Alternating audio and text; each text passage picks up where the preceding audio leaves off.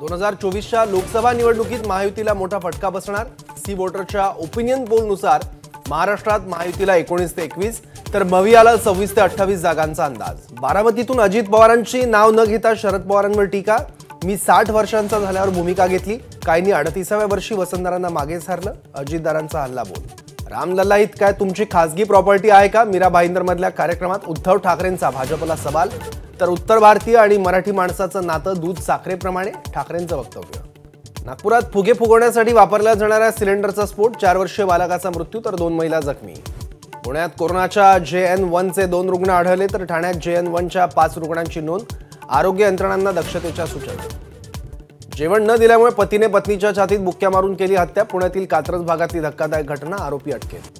TMC खासदार कल्याण बॅनर्जींकडून पुन्हा उपराष्ट्रपती धनखड यांची मिमिक्री हे अभिव्यक्ती स्वातंत्र्य असल्याचं हुगलीतल्या पार्टीत वक्तव्य।